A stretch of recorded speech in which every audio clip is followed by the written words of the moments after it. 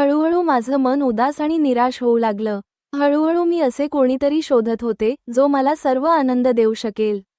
कारण माझा पती जास्तीत जास्त 2 ते 3 मिनिटे टिकत होता. त्यानंतर तो कोणत्याही प्रकारे उठत नव्हता आणि मी अधुरी राहत होते. त्यामुळे लग्नाच्या काही वर्षांनंतरच मी पाहिलं की माझा पती सक्षम नाही, तर मी पर्याय शोधायला लागले. आणि मग माझ्या जीवनात आनंद आला. आमच्या घराच्या मागील गल्लीत एक तरुण होता, साधारण 28 वर्षांचा. जेव्हा मी छतावर काही कामासाठी जात असे, तेव्हा तो मला बघायचा. सुरुवातीला त्याचं बघणं मला अप्रिय वाटायचं, पण जेव्हा माझ्या गरजा माझ्यावर हावी होऊ लागल्या, तेव्हा मी सगळं बाजूला ठेवून त्याला पाहायला लागले. एक दिवस तो मला पाहून हसला. नमस्कार मित्रांनो, माझं नाव सुषमा आहे, मी 32 वर्षांची आहे. मी एक विवाहित महिला आहे आणि मी राहायला पुण्यात आहे. मी पुण्याच्या एका मोठ्या सरकारी महाविद्यालयात प्राध्यापिका आहे. माझा पती व्यवसाय करतो. तो सकाळी 10 वाजता जातो आणि रात्री 11 वाजेपर्यंत घरी येत नाही. माझ्या लग्नाला 4 वर्षे झाली आहेत, पण अजून मी मुलांच्या आनंदापासून वंचित आहे. मी दिसायला खूप आकर्षक आहे, कारण प्राध्यापिका असल्याने मला नेहमीच स्वतःची देखभाल करायची असते. पण माझ्या आयुष्यात एक गोष्ट आहे, जी माझ्या लग्नानंतर खरी नाही राहिली. खरं म्हणजे, माझा पती मला जे हवे होते, जे मी अपेक्षित होते, त्यात तो कधीही यशस्वी झाला नाही. पहिल्या रात्रीच तो अगदी अपयशी ठरला. मला वाटलं, काही हरकत नाही, कधी कधी जोशात माणूस थोडा कमी पडतो. पण नंतर प्रत्येक रात्री तेच होत राहिलं. तो 1 मिनिटातच काम संपवायचा. सासरी मी नवी नवरी असल्याने सुरुवातीला मी शांत राहिले, पण हळूहळू मी त्याला सांगायला लागले की तू तुझा वेळ वाढावं. त्याने खूप प्रयत्न केले, अनेक उपाय केले. डॉक्टरांकडून उपचार घेतले, पण परिणाम तसाच राहिला. जेव्हा मी माझ्या सहलींना किंवा इतर नातेवाईक महिलांना भेटायचे आणि त्यांच्याकडून ऐकायचे की त्यांचं सगळं बरोबर चाललं आहे, तेव्हा मला खूप दुःख होत. मी सुद्धा खोटीच सांगायचे की माझं सुद्धा सगळं छान आहे, पण वास्तवात माझं काय होतं हे फक्त मीच जाणत होते. मला नवत वाटत की तो माझ्या आयुष्यात काही बदल घडवू शकेल. हळूहळू माझं मन उदास आणि निराश होऊ लागलं. हळूहळू मी असे कोणीतरी शोधत होते जो मला सर्व आनंद देऊ शकेल. कारण माझा पती जास्तीत जास्त 2 ते 3 मिनिटे टिकत होता. त्यानंतर तो कोणत्याही प्रकारे उठत नव्हता आणि मी अधुरी राहत होते. त्यामुळे लग्नाच्या काही वर्षांनंतरच मी पाहिलं की माझा पती सक्षम नाही, तर मी पर्याय शोधायला लागले. आणि मग माझ्या जीवनात आनंद आला. आमच्या घराच्या मागील गल्लीत एक तरुण होता, साधारण 28 वर्षांचा. जेव्हा मी छतावर काही कामासाठी जात असे, तेव्हा तो मला बघायचा. सुरुवातीला त्याचं बघणं मला अप्रिय वाटायचं, पण जेव्हा माझ्या गरजा माझ्यावर हावी होऊ लागल्या, तेव्हा मी सगळं बाजूला ठेवून त्याला पाहायला लागले. एक दिवस तो मला पाहून हसला. मी पण त्याला प्रतिसाद दिला. असेच काही दिवस गेले. एक दिवस तो मला रस्त्यात भेटला आणि त्याने मला चहा पाजला.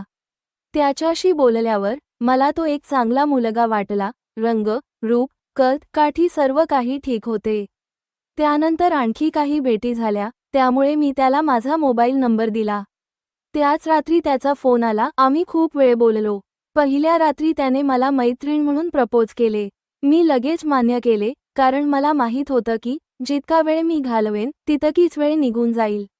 मित्रत्व झालं आणि मला त्याच्याकडून अनेक मजेदार फोटो आणि व्हॉट्सअप मेसेज आले. 2 दिवसांनंतरच मी त्याला होकार दिला.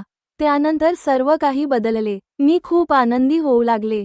शाळा आणि महाविद्यालयाच्या काळात अनेक मुले मला बघायचे. मला देखील काही मुले आवडायची, पण कधीच गोष्ट पुढे गेली नाही. आता तर मी विवाहित होते, पण हे जाणून देखील की हे नातं जास्त दिवस टिकणार नाही. एक दिवस मी संधी शोधून त्याला माझ्या घरात बोलावलं. माझा पती रात्री 11 वाजेच्या आधी घरात येत नव्हता. मी कॉलेजच्या सुट्टीचा बहाणा केला आणि स्वतःला थोडा वेळ दिला. तो चॉकलेट घेऊन आला. मी त्याला बसवले, चहा पाजला. त्यानंतर काही काळ इकडची तिकडची बोलणी केली. दोघेच विचार करत होते की कोण आधी सुरुवात करेल. अखेर तो म्हणाला, सुषमा, मी तुला एक गोष्ट बोलू का? तुला त्याच वाईट तर वाटणार नाही ना? मी म्हटलं, होय, बोला. तो म्हणाला, फोनवर तर आपण एकमेकांशी खूप बोलतो. असे म्हणून तो उठून माझ्यासमोर एक पाय टेकून बसला. मी सुद्धा उभी राहिले. त्याने एक गुलाब काढला आणि माझ्या दिशेने वाढवला. Sushma, I love you. तू सुद्धा माझ्यावर प्रेम करतेस का? मी म्हणाले, होय, मी सुद्धा तुमच्यावर प्रेम करते. तो पुढे म्हणाला, तर मी माझ्या प्रेमाला पक्के करू का? हे ऐकून माझं हृदय जोरात धडधडायला लागलं. चित्रपटात आणि टीव्हीवर हे सर्व बघितलं होतं, पण हे सगळं खरेखुरे माझ्याशी होत होतं. मला समजत नव्हतं की काय करावे. मी त्याच्या समोरून उठले आणि थोडं दूर जाऊन त्याच्याकडे पाठ करून उभी राहिले. मनात वीज कडकत होती. तो म्हणाला, माझ्याकडे बघ सुषमा, पण मी तशीच उभी राहिले. त्याने माझ्या खांद्यावर हात ठेवून मला आपल्या दिशेने फिरवलं आणि माझा चेहऱ्यावर उचलला. मी माझ्या डोळ्यांची पापणी बंद केली. एक अत्यंत गोड आणि मऊ अनुभव झाला. आम्हाला दोघांना जीवनातील अमृत मिळालं होतं. रिकाम्या हातांनी तो जाणारा नव्हता. तो माझी प्रशंसा करू लागला. मी लाजले आणि हसले. मी त्याला पूर्णपणे मोकळीक दिली. मी देखील आज सर्व काही अनुभवू इच्छित होते. तो त्याच्या कामाला लागला. मी म्हटलं, अरे, हळूच. तो म्हणाला, काय झालं? मी म्हणाले, काय नाही, तुझं चालू दे. जेव्हा मी त्याला हटवलं, तेव्हा माझं शरीर थरथरत होतं. मला समजायला थोडा वेळ लागला.